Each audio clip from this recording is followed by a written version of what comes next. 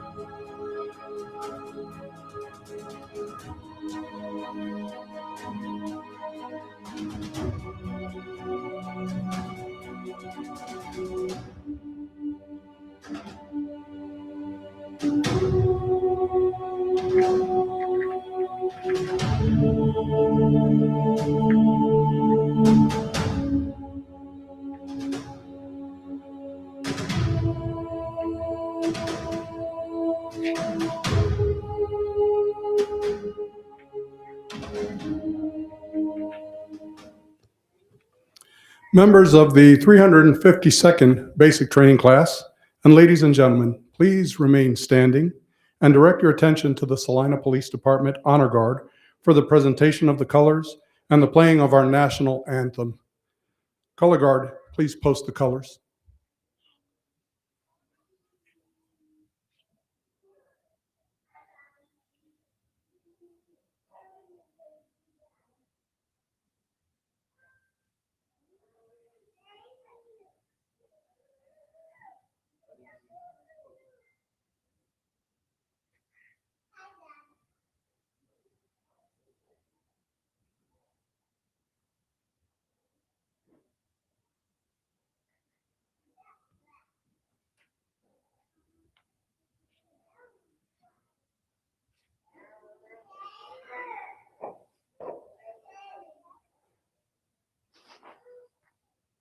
Detail, present, order.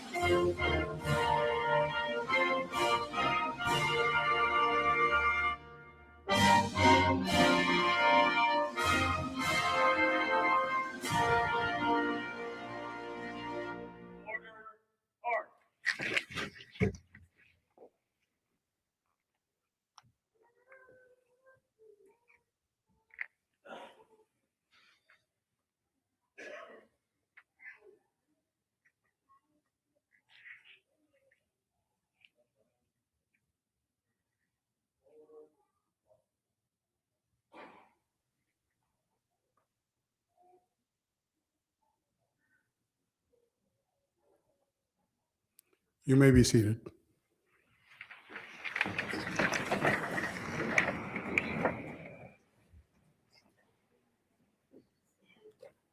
During your time at KLETC, you've walked past the Wall of Honor numerous times.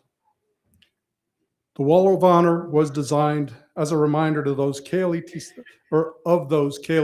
graduates who have died in the line of duty. The names and photos of the 32 individuals honored preserve their memories and give family, friends, and law enforcement officers the opportunity to remember those that made the ultimate sacrifice in the service of the citizens of Kansas. Please join me in observing a moment of silence to honor those 32 KLETC graduates no longer with us.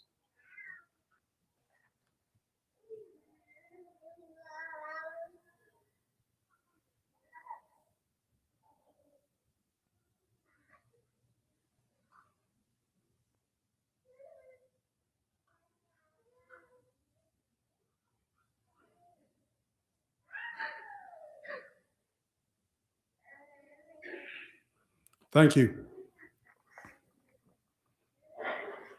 Good afternoon, everyone. On behalf of Class 352, thank you for joining us today to celebrate such an important milestone in their law enforcement journey. Over the past 17 weeks, I've enjoyed watching this group grow, bond, and transform into something extraordinary. Every class has its own personality. Every class that we see here at KLETC is unique, but Class 352 distinguished itself in a way I've not seen before. From week one, they formed a level of cohesion that many teams never achieve. They held each other accountable. They studied together, they ate together, they worked together, they played together. They challenged one another to be better. They supported one another without hesitation. They competed fiercely, but they also lifted each other up just as fiercely. They were respectful, motivated, driven, and hungry to improve every day. And when challenges came, as they always do in this line of business, they didn't face them individually. They leaned on each other. They leaned on faith, finding strength to push forward. And in moments that tested them the most, they came together. These qualities, they're not something we can teach. They're not written in a lesson plan anywhere. They come from who these individuals are and from shared commitment that they brought to the academy. They took their training seriously and fully committed to it. If I were an agency administrator, I'd hire any one of them. If I were a shift supervisor, I'd start calling in favors to get them assigned to my shift. Their professionalism, their work ethic, their integrity, these traits set them apart. And the truth is, I've seen a level of drive in this class unlike anything I've witnessed before. Class 352, you built something special here. You created a family out of strangers. You set a standard that, in my mind, every class I coordinate moving forward should strive to reach. You did it with humility. You did it with determination and with heart. I'm incredibly proud of who you've become. I'm even more excited to see who you'll be as you step out to begin your careers. Your communities don't just need officers.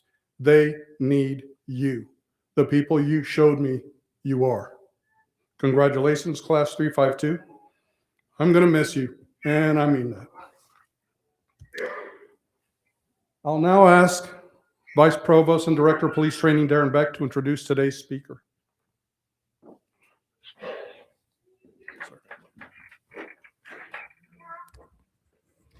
So before I begin, I have a confession to make, and that's I have a phobia.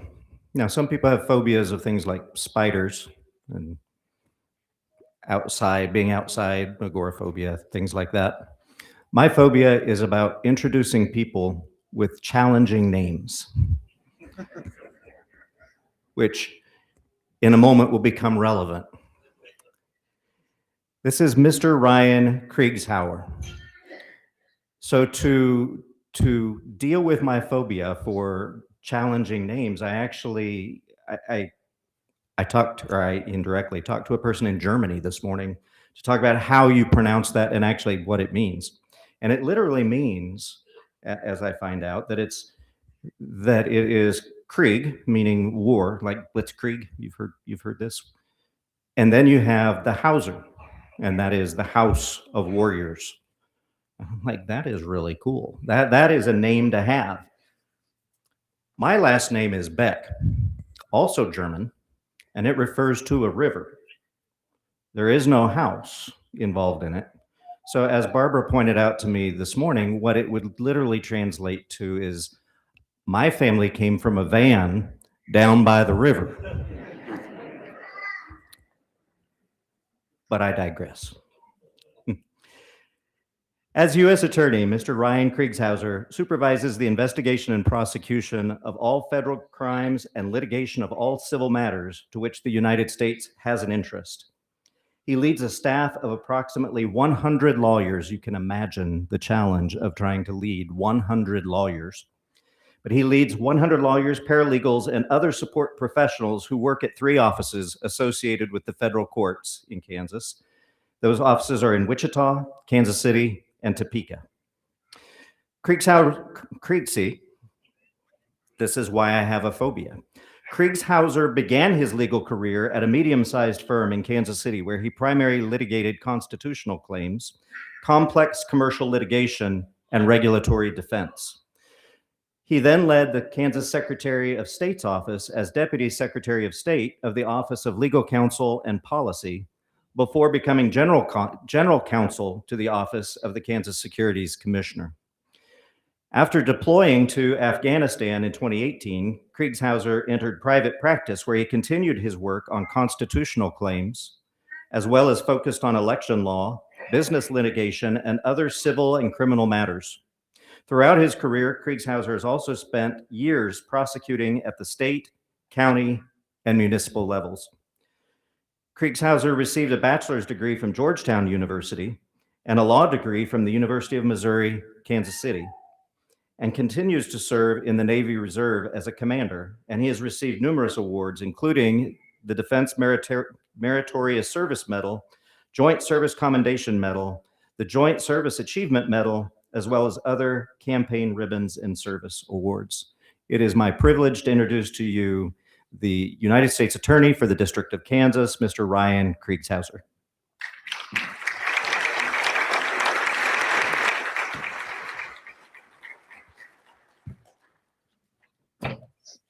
Well, thank you, Vice Provost Beck. Much appreciated. I think you did a wonderful job pronouncing my last name. My wife can't even pronounce it right. She says Kriegshauser instead of Kriegshauser. So I don't think you need to have the phobia. But well, thank you very much. I apologize for my voice. I'm finishing up with a cold as the father of 3 daughters who are school age. This is my lot in life, and so I apologize. My daughters told me this morning that I sound like I'm about to cry here all the time. So thanks for the boost of confidence, girls, before I talk to a whole bunch of law enforcement officers. So, well, thank you again for letting me be here today, and congratulations to all of you. Your being here today shows that you possess at least 3 highly coveted traits that most of the world's population lacks. The traits I'm thinking of in particular are initiative, perseverance, and focus. Without initiative, you wouldn't have filled out that KLETC application and entered into what we know as one of the most difficult but rewarding professions in existence, law enforcement. And without perseverance, you would not have been able to complete the grueling 14-week program you already heard described to us here today. And without focus, you wouldn't have passed the 560-hour law enforcement training curriculum, including what I'm told is plenty of classroom experiences, tests, early mornings, and late nights. We've heard the famous quote from President Franklin D. Roosevelt, "The only thing to fear is fear itself," but I'm partial to a lesser known quote, and that's from author and poet Susie Kassim. And she said, "Doubt kills more dreams than failure ever will." So whether it's fear or doubt, these things can paralyze us. They prevent us from taking initiative, they throw us off course, and cause us to lose focus when chasing our dreams. It takes great courage to face doubt and to overcome self-imposed fears, like fear of the unknown, fear of rejection, fear of disappointment. But by you standing here today, it shows that you know how to overcome doubt and come out on top. Simply put, you've just completed a challenge that I think the vast majority of people could not complete. You and your family should be proud, and I want to thank you for stepping up and taking on this challenge. That being said, today I want to put your accomplishment in the perspective of greater societal context and why your new role is absolutely foundational to our functioning society. In the early 2000s, you heard, I was a student at Georgetown University. And at the time, I was considering pursuing a career in foreign service. I don't know how I ended up a lawyer, but that happened, I guess. As you may recall, or perhaps I'm dating myself, the violence in the Balkan states, Slobodan Milosevic's bloody war crimes, and the massacre in Srebrenica were all fresh history at the time. And I followed these events through my high school years. So when I was at Georgetown, I was excited to take a class called Reconstructing the Balkans. Now, the advisability of nation building, the role of the United States and the United Nations and those governments in such efforts are all matters left for a different place, a different time. But suffice it to say that assuming such nation building was advisable, the class at Georgetown focused on the process by which reconstruction could successfully be done. And one prevalent model that came out throughout the course, and I'm sure many of you have heard of it, is Maslow's hierarchy of needs. And so if we all wanted to get together and rebuild a society where people could once again self-actualize and become the greatest versions of themselves, what would be necessary to create such a state? What infrastructure would be needed? What governance, what resources would be most important? And how would such resources be distributed fairly to allow the society to start once again fully functioning after the destruction of a war? And so Maslow had this theory that he posited, that the path to self-actualization is set through the layering of reinforced needs to ultimately attain such a goal. So imagine a triangle. At the top of the triangle is self-actualization. But that self-actualization and that ability to actually become the best version of yourself is set on different layers. Now, that bottom layer is physiological needs. So your need for air, water, food, shelter, sleep, clothing, those things you just need physically. And only after those needs are met, you can pursue safety needs. So your personal security, employment, resources, health, private property, etc. And after those needs are met, you enter this layer of belonging. So the need for love and friendship, family, a sense of connection. You can only reach this level if you've fulfilled those previous needs. And after those needs of belonging are met, the needs of esteem can be built, resulting in respect, self-determination, confidence, status, recognition, strength, and most importantly, freedom. Finally, after all those levels are fully realized, can individuals start to self-actualize and achieve the best version of themselves. So how do we as a society create an environment to fulfill this hierarchy of needs? And I think you can all tell where I'm going with this here, that we're at a law enforcement graduation ceremony. The basic theme that must be present for this hierarchy to exist is, simply put, the rule of law. A society cannot have full access to physiological resources without an ordered method to preserve and distribute them. And that's governed by the law. A society cannot have safety without a method by which the weak are protected and the mighty are unable to simply force their will and take what they want. And again, that's governed by the law. Community and esteem can only blossom in an environment where rules are clearly established and there are consequences to not following those rules. And again, this is set forth by the rule of law. Self-actualization and freedom can only be realized in an ordered society governed by the rule of law. So let's return back to the Balkans in the mid to late 90s. Particularly, let's look at the massacre at Srebrenica. Now, the United Nations was there at the time. They were imposing a ceasefire.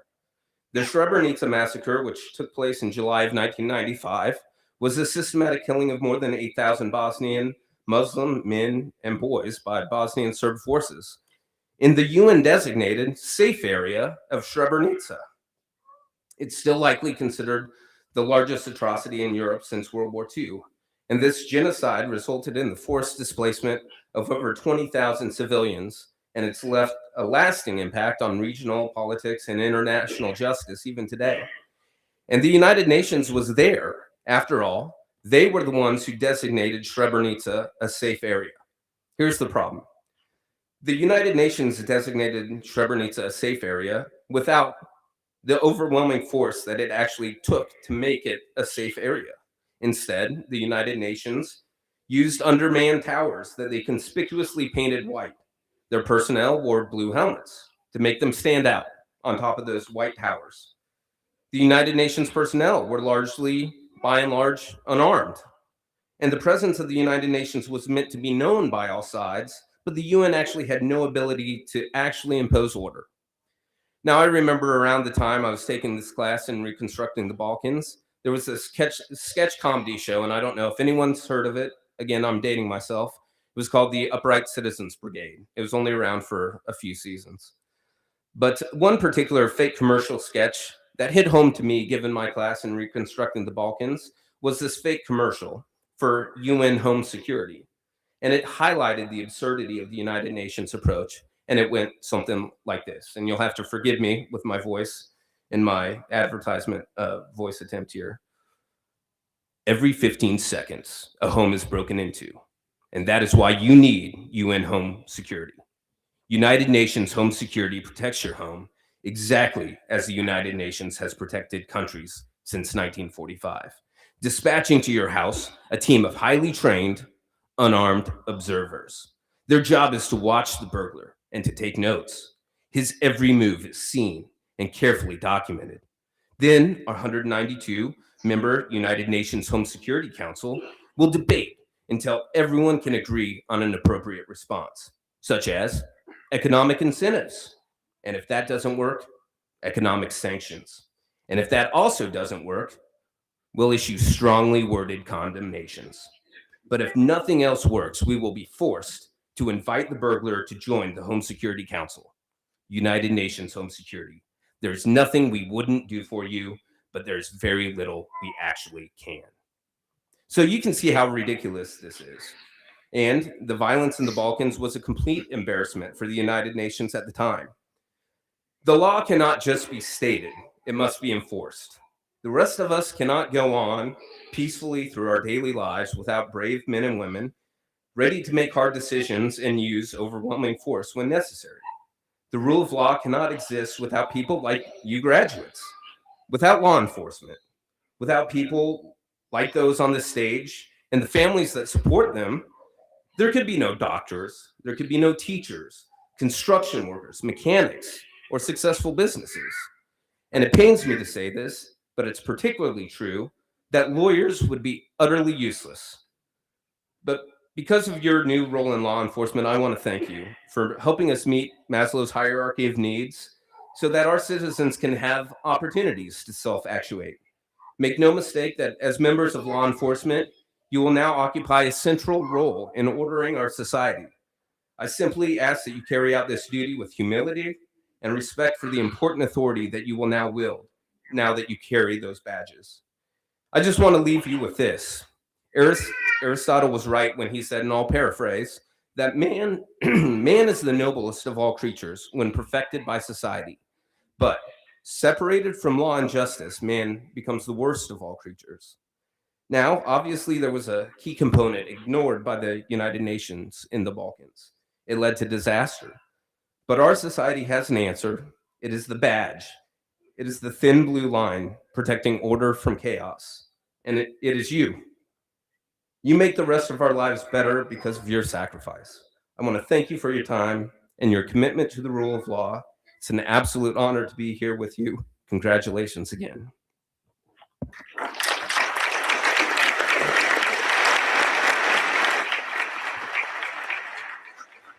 Oh, and one other selfish plug. If you get the chance in your career to join a federal task force, we'd love to work with you. So thank you. So now I'm troubled because I'm a believer in the rule of law. But you've got the rule of law and rendering all attorneys useless. That's a terrible decision for me to have to make. It's my privilege to present to you this pleather portfolio. And as I assured you earlier, it is well within federal guidelines for accepting a gift.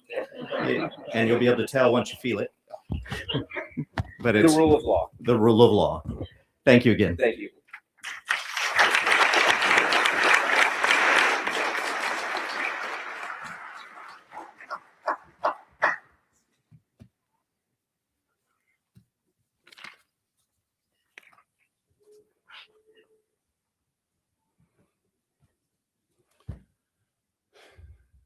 At KLETC, we recognize those student officers who've excelled in various professional skill sets during their basic training.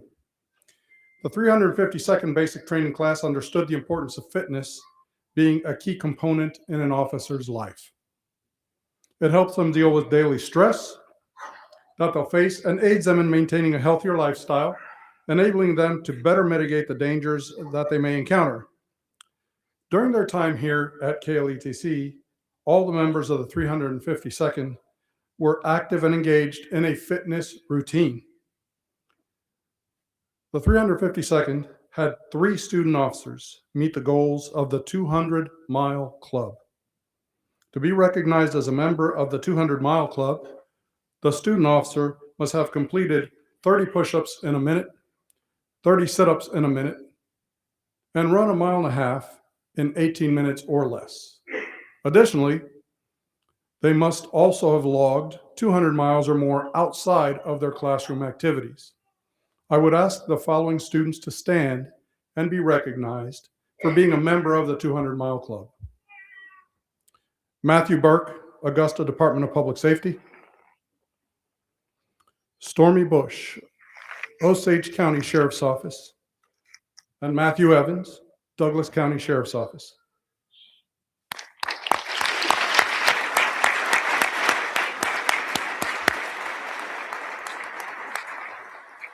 You may be seated.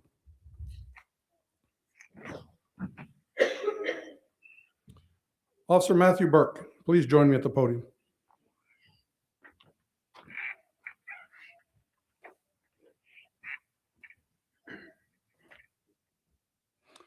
Officer Burke is being awarded the Fitness Medal for Most Improved based on his improvement in the physical assessment over those 14 weeks that he's been here, along with exceeding other physical requirements for the 200-mile challenge. Please join me in recognizing him for his efforts.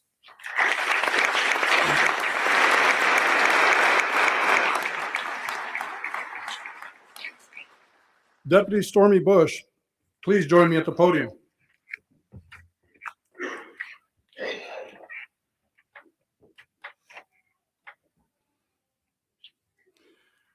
During the 200-mile club challenge, Deputy Bush completed an impressive 242 miles, along with exceeding other physical requirements of the 200-mile challenge. For her hard work, Deputy Bush is being awarded the Fitness Medal for Most Miles. Please join me in recognizing her for her efforts.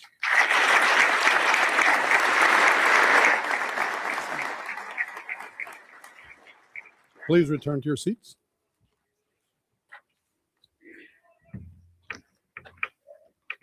You may be seated.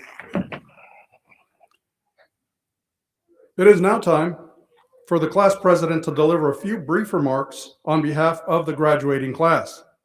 Ladies and gentlemen, the 352nd Basic Training Class President, Daniel Lopez of the Leavenworth County Sheriff's Office.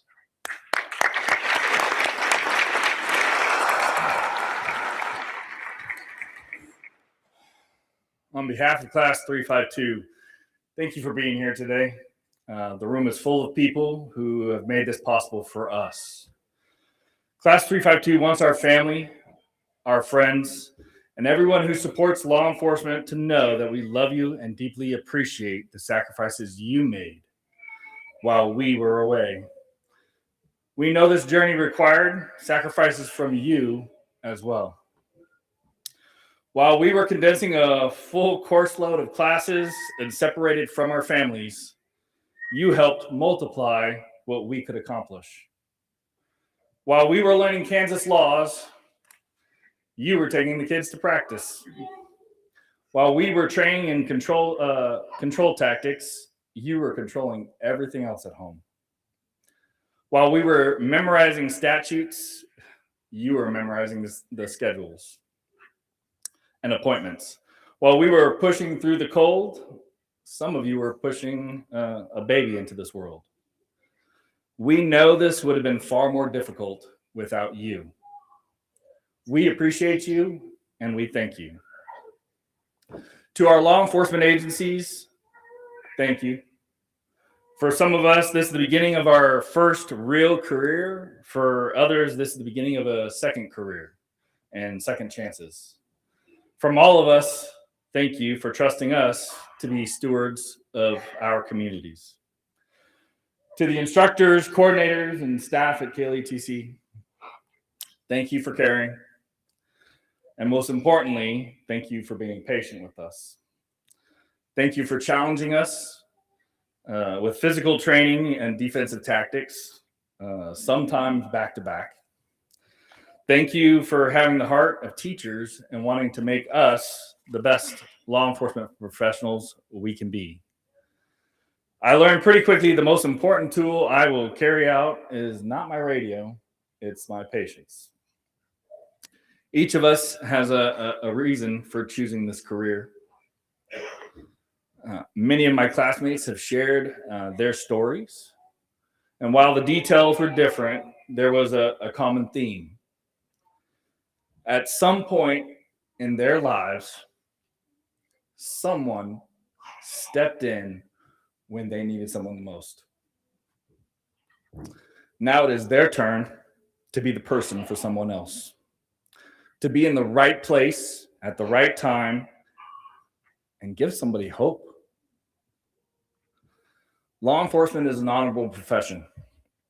We will be protectors, referees, parental figures, and peacekeepers. We will stand up for the weak and defenseless. We will keep the game of life fair. Try to. We will reinforce healthy boundaries within the law, and we will work every day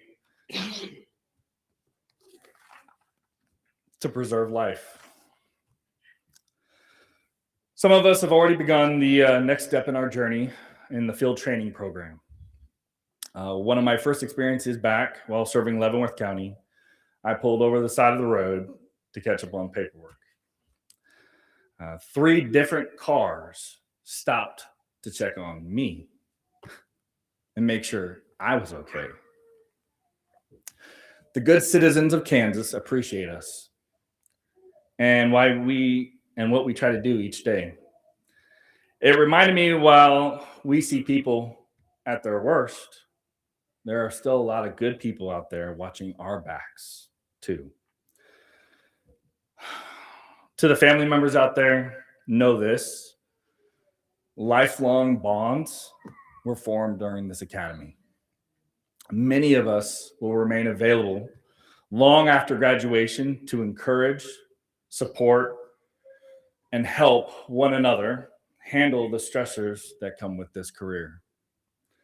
This has been an amazing group of men and women to get to know, a great group with great laughs and humor that will carry far into this profession.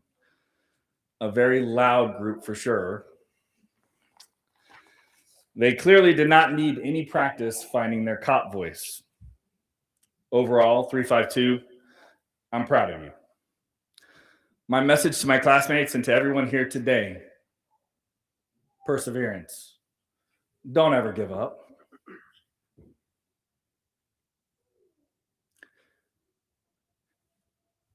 If you do, you will never get to see the amazing things that come afterward. Discipline. There is never a crowd on the extra mile. Integrity. Only you could throw this away. So guard it carefully. Once it's gone, it's almost impossible to get it back. Caring. In a world filled with so much hurt and pain, one person who genuinely cares can make all the difference. Faith. Stand true to your faith. It is our job to defend the weak, uphold the poor and oppressed, rescue those that need rescue, and deliver peace to all. These values are not just words we learned in a classroom. They are standards we will carry into every call, every contact, every decision we make. When no one is watching, they will guide us. When everyone is watching, they will protect the integrity of this profession. Our badge will represent more than authority. It will represent responsibility, trust, and the commitment to do what is right, even when it's difficult. We will go to corners of the great state of Kansas. We will go to be stewards and caretakers for every person we encounter. We care, so we'll be there. We will respond to people in the worst moments of their lives, from small towns to major cities. We now join the Kansas law enforcement family, ready to serve with honor.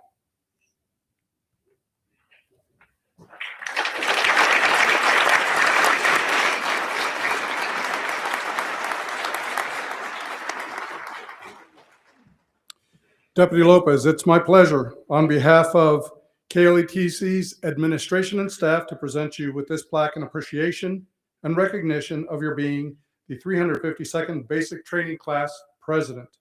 I hope you'll display it proudly.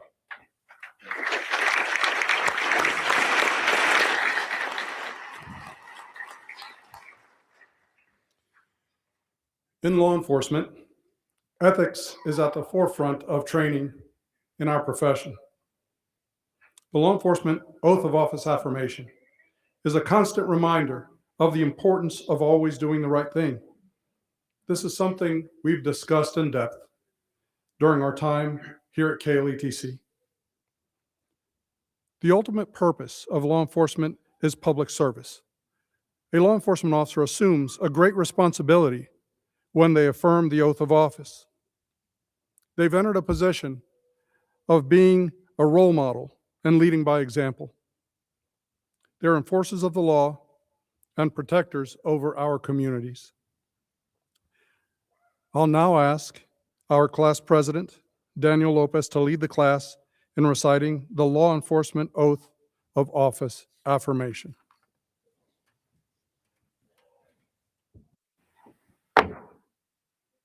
Class 352, please stand. Oath. On my honor, I will never betray my badge, my integrity, my character, or the public trust. I will always have the courage to hold myself and others accountable for our actions. I will always uphold the Constitution of the United States and the state of Kansas, my community, and the agency I serve. recover.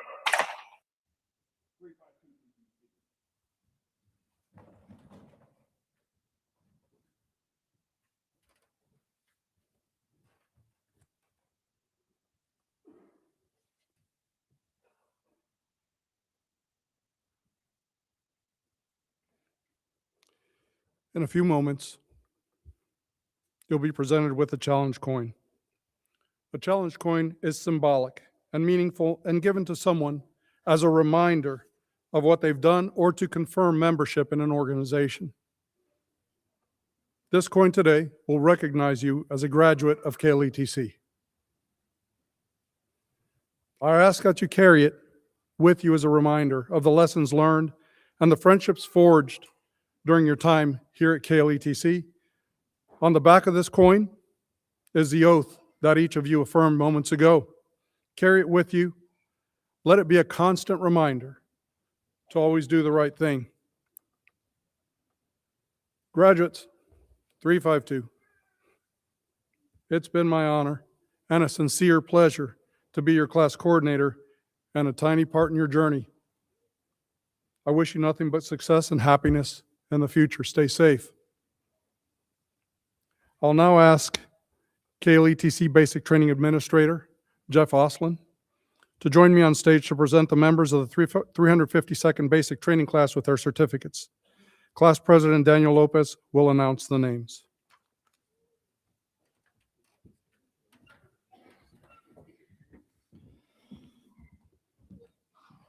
Front row, please stand. Matthew Burke, Augusta Department of Public Safety.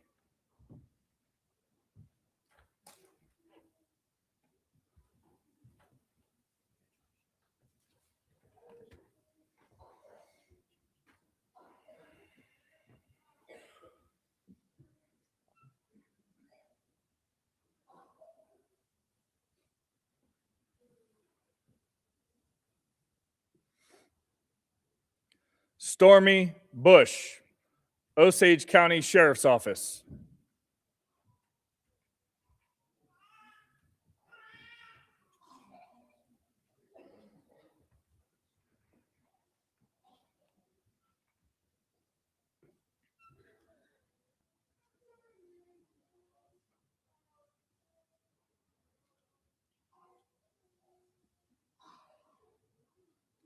Aaron Butler, Salina Police Department.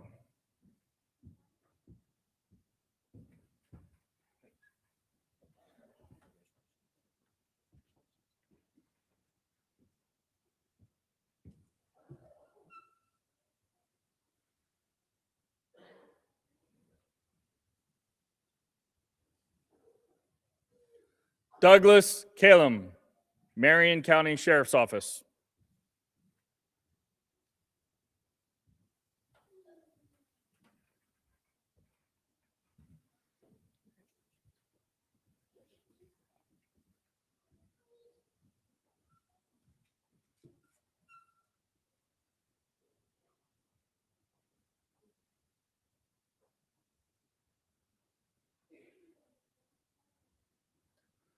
Ithello Cross, Douglas County Sheriff's Office.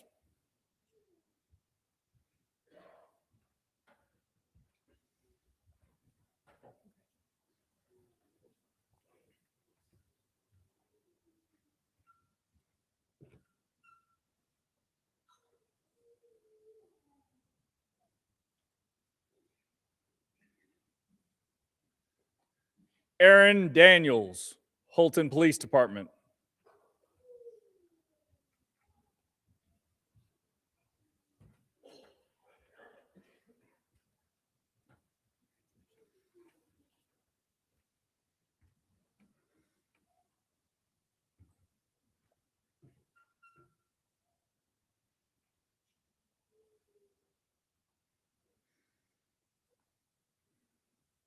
Zachary Driscoll, Carbondale Police Department.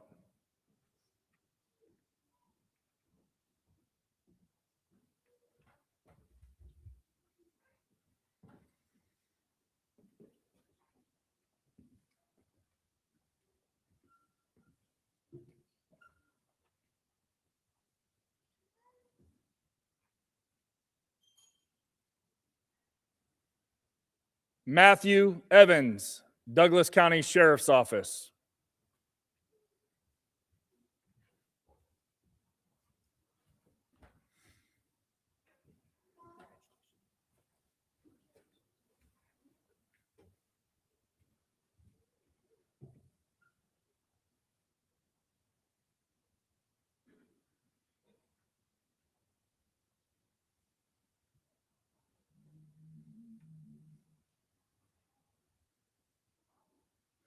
First row, please return to your seats.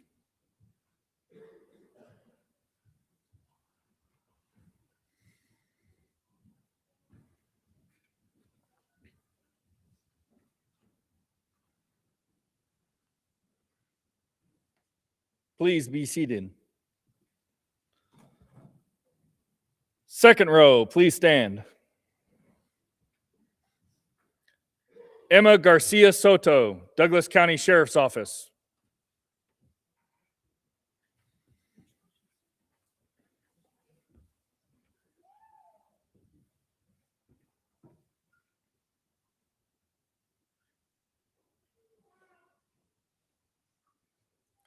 Colby Garrettson, Paola Police Department.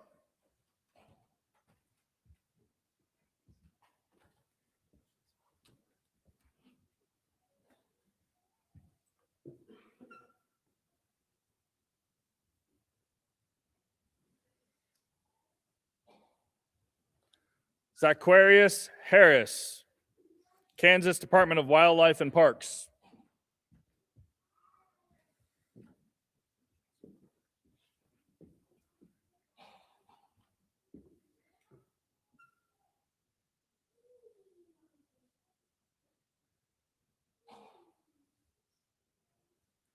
Jaden Jennings, Wichita County Sheriff's Office.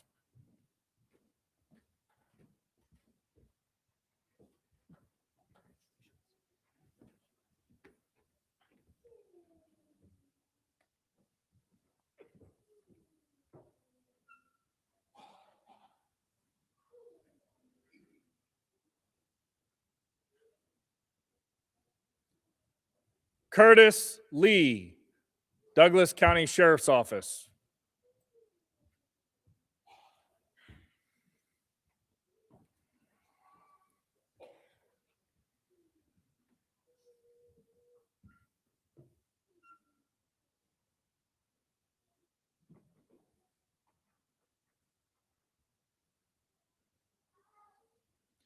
Aaron Meza Rodriguez, Dodge City Police Department.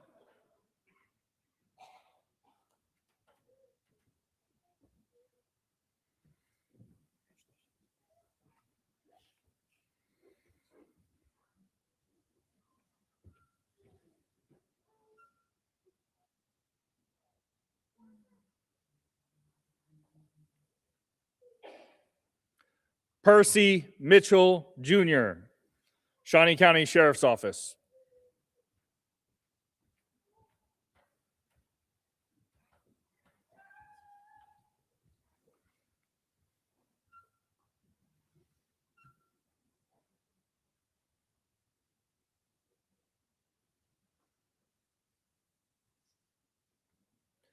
Tradion Mitchell, Fort Scott Police Department.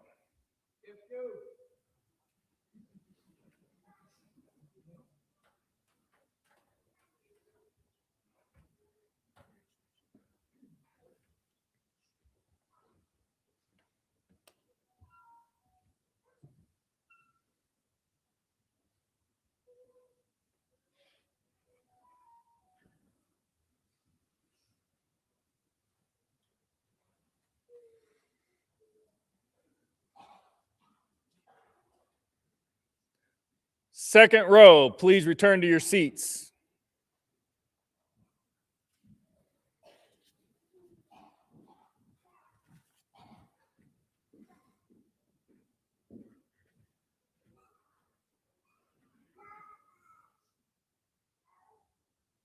Please be seated. Third row, please stand.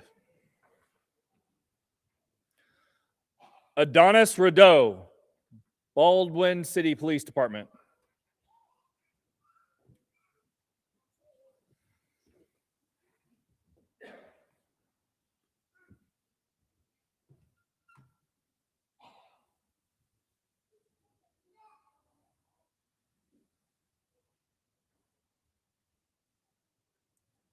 Samuel Samuelson Jr., Osage City Police Department.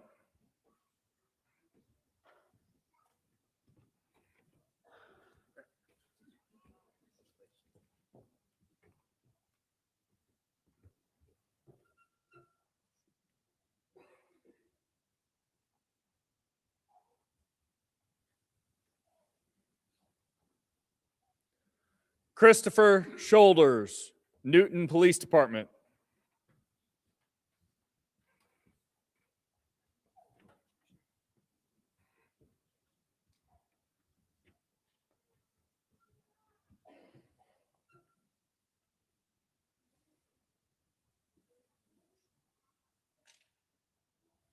William Stockham, Russell County Sheriff's Office.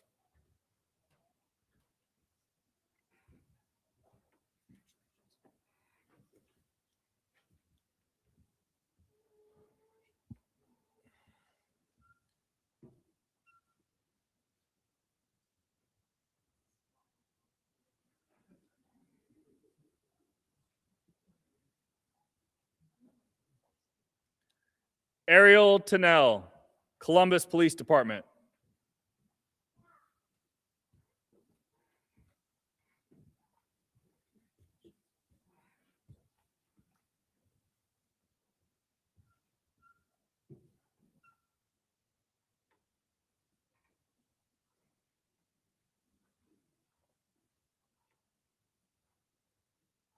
Brandon Wilson, Jewell County Sheriff's Office.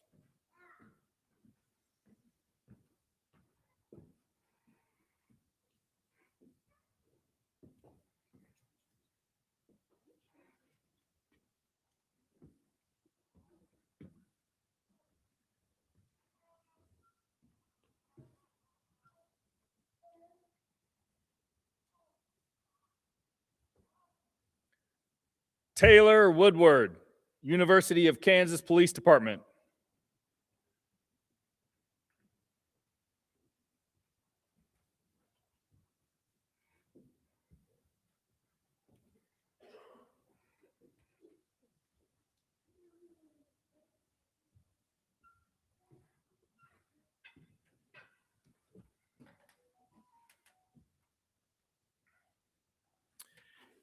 And Daniel Lopez of the Leavenworth County Sheriff's Office. Thank you, sir.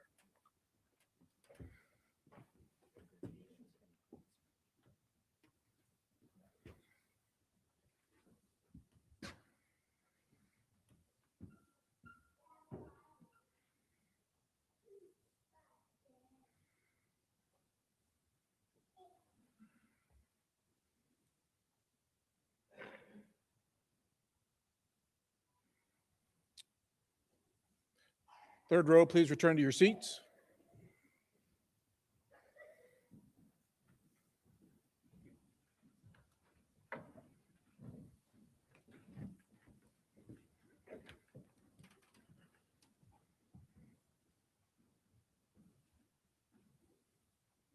Please be seated.